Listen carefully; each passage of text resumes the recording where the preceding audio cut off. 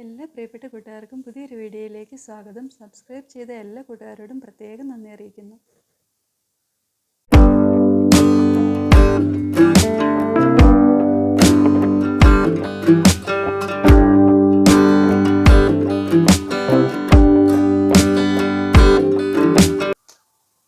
നമുക്കെല്ലാവർക്കും creeper plants അഥവാ വള്ളിച്ചെടികൾ ഒരുപാട് ഇഷ്ടമാണ്. പക്ഷേ സ്ഥലപരിമിതി കാരണം ക്രീപ്പർ പ്ലാന്റ്സ് അധികം നമുക്ക് വളർത്താൻ പറ്റാറില്ല.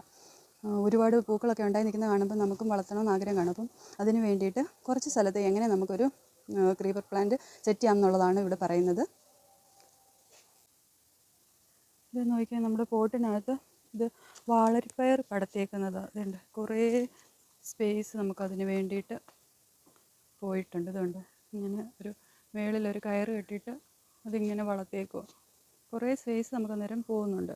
അതേസമയം പോട്ടിൽ ഇതുപോലെ ഒരു സ്റ്റാൻഡ് സെറ്റ് ചെയ്യുവാണെങ്കിൽ നമുക്ക് സ്ഥലപരിമിതി ഉള്ളവർക്കൊക്കെ വളരെ ഉപകാരമായിരിക്കും. ആദ്യം നമുക്കിതിനായിട്ട് വേണ്ടത് മീഡിയം സൈസുള്ളൊരു പോട്ടാണ്. അപ്പോൾ അതിൻ്റെ സൈഡിൽ നമ്മൾ ഹോൾസ് ഇട്ട് കൊടുക്കണം. ഇതുണ്ട്, ഇതുപോലെ 4 വശത്തും ഇതുപോലെ ഹോൾസ് ഇട്ട് കൊടുക്കണം. ഇനി നമുക്ക് വേണ്ടത് 4 പൈപ്പാണ്. 1 മീറ്റർ നീളമുള്ള പൈപ്പ്. അത് ഇലക്ട്രിക്കൽ യൂസിന് വേണ്ടിയിട്ട് നമ്മൾ എടുക്കുന്ന ആ പൈപ്പാണ് വേണ്ടത്. നമ്മളിവിടെ ഹണീസക്കിൾ എന്ന് പറയുന്ന ആ പ്ലാന്റാണ് എടുത്തിരിക്കുന്നത്. അത് നല്ലൊരു ഫ്ലവറിങ് പ്ലാന്റാണ്. അപ്പോൾ 3 കളറിലായിട്ടാണ് അത് വരുന്നത്. അതിൻ്റെ ഇലയൊക്കെ നല്ല തിക്കായിട്ടാണ് വരുന്നത്. അപ്പോൾ നല്ല ഭംഗിയായത് കാണാനായിട്ട്. അപ്പോൾ ഈ ഒരു പ്ലാന്റാണ് നമ്മളിപ്പം സ്റ്റാൻഡിൽ പടത്താനായിട്ട് പോകുന്നത്. നമ്മൾ ഈ ഹോളിട്ട പോട്ടിലേക്ക് ഇപ്പം നമ്മുടെ ഈ പ്ലാന്റ് റീപോർട്ട് ചെയ്യുവാണ്. അപ്പോൾ ഇതിനകത്ത് വേണ്ടത് മണ്ണ്, ചകിരിച്ചോറ്, അതുപോലെ ചാണകപ്പൊടി, വേപ്പിൻ പിണ്ണാക്ക്, ഇത്രയും സാധനങ്ങളിട്ട് പോട്ടിംഗ് മിക്സാണ് നമ്മൾ ഈ ചെടി നടാൻ വേണ്ടിയിട്ട് നമ്മൾ നിറയ്ക്കുന്നത്.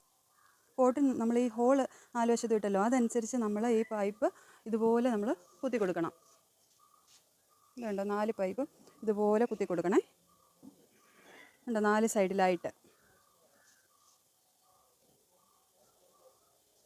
ഇത് കഴിഞ്ഞിട്ട് നമുക്കിതൊരു ടാഗ് ഇട്ട് നമ്മൾ ആ ഹോളിട്ടില്ലേ, ആ ഹോളിട്ടതും ഈ പൈപ്പും കൂടെ ഒരുമിച്ച് നമ്മൾ അത് ഒരുമിച്ച് ടൈ ചെയ്ത് വെക്കണം. അപ്പോൾ ഇത് നല്ല ഉറപ്പോടെ എത്ര കാലം വേണമെങ്കിലും ഇരുന്നോളും.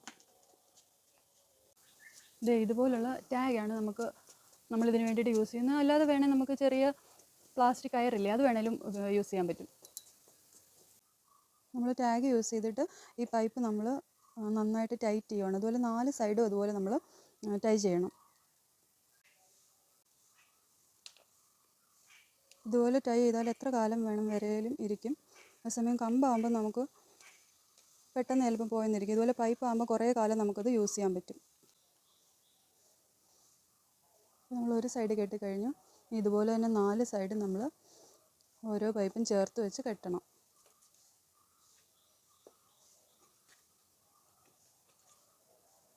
ചെടി നല്ലതായിട്ട് പടർന്നു കഴിയുമ്പം നമുക്ക് ഈ പൈപ്പൊന്നും കാണത്തില്ല, നല്ല ഭംഗിയായിട്ട് വരും.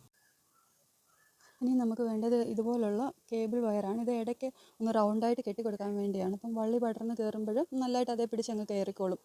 അല്ലെങ്കിൽ നമുക്ക് എന്തെങ്കിലും വേസ്റ്റായിട്ടുള്ള ഏതെങ്കിലും വയർ മതി. നമ്മൾ ആ കേബിൾ വയർ വെച്ചും ഇതുപോലെ റൗണ്ടിലൊന്ന് കെട്ടിക്കൊടുത്തു. അത് കഴിഞ്ഞ് അതിൻ്റെ ഓരോ സൈഡും നമ്മൾ ചെറിയ കയർ വെച്ച് കെട്ടിക്കൊടുത്തു. അതായത് ഇതുപോലെ പൈപ്പും ഇതും കൂടെ ചേർത്ത് ഇതുപോലെ കെട്ടിക്കൊടുക്കുക, അല്ലെങ്കിൽ ഇത് അഴിഞ്ഞിങ്ങി പോരും. അതുകൊണ്ട് ഇതുപോലെ നല്ലതായിട്ട് ടൈറ്റ് ചെയ്ത് കെട്ടിക്കൊടുക്കുക.